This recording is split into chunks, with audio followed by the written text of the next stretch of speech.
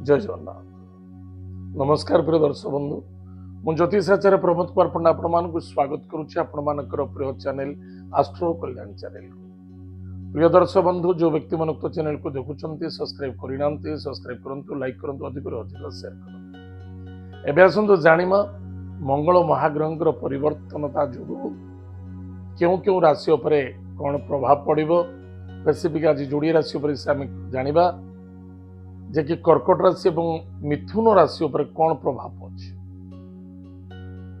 ताहले 29 जनवरी 2026 मसीहा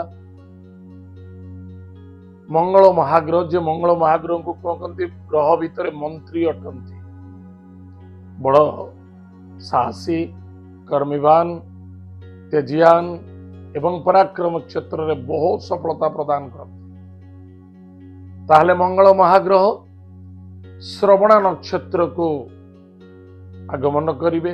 ताले श्रवणा नक्षत्र क्यों राशि नक्षत्र अटंती ना चंद्र राशि नक्षत्र अटंती।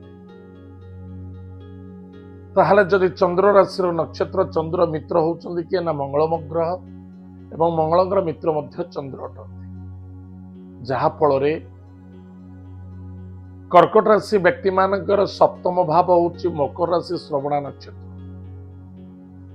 ताले जदि मकर राशि श्रवणा नक्षत्र को मंगल ग्रह जाउचंती कर्कट राशि व्यक्ति मानक पई, आ कर्कट राशि ग्रह राजले स्वयं चंद्रमा, विवाह कार्य रे जो पिला मानकर बाधा आसुतिला, कष्ट आसुतिला, हेई पारु नथिला, बारंबार बाधा देखा जाउतिला, बागर भांगी जाउतिला, बा कोनोसी क्षेत्र रे सुसंपर्कता को नष्ट करुतिला, पति पत्नी दाम्पत्य जीवन में बाधा आसुतिला, लव मैटर मध्य बाधा आसुतिला, पार्टनरशिप रे मध्य बाधा आसुतिला, निश्चित रूप से मंगल महाग्रह आपणकर मंगल करिवे, सफलता मध्य प्रदान करिवे।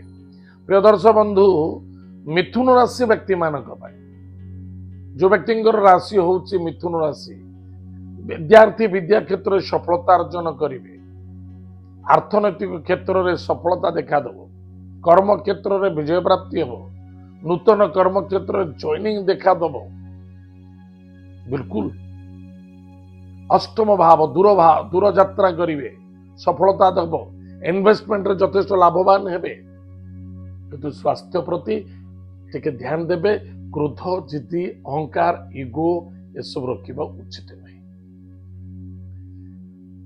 मिथुन राशि व्यक्ति मानक पे आउ गोटे बड़ पॉजिटिव, जदि कौन सी व्यक्ति को आप पैसा देइचंती बा कौन सी कार्य करिबा, कौन सी व्यक्ति की कार्य करिया पे ऊपर निर्भर थिले देइचंतिले, से कार्य हेई पारि नथिला, से कार्य मध्य सफलता आबार संभावना देखा दउछि। एत तो व्यतीत जो पैसा आपण मार्केट रे फसीतिला, पुनः से पैसा आपण पाकु निश्चित रूप से रिटर्न आसीबार संभावना अछि। चेष्टा प्रतिचेष्टा रखिबा आवश्यकता अछि। ताहले मिथुन राशि व्यक्ति मानक पे धैर्य बहुत आवश्यकता अछि एवं प्लानिंग अनुसार कार्य करिवे। कौन सी भी कार्य करूचंती, जिद्दी करिबा नाही, आर्गुमेंट करिबा नाही, इमोशनल एवं कौन सी कार्य हासिल करिया बोले इमोशनल आवश्यकता अछि। आपण देखिबे सामना वाला केमिति आपण कथा को मानिबो, ताकू प्लानिंग करिवे, ता निश्चित रूप से सफलता देखा देबो, आनंद मध्य मिलिबो।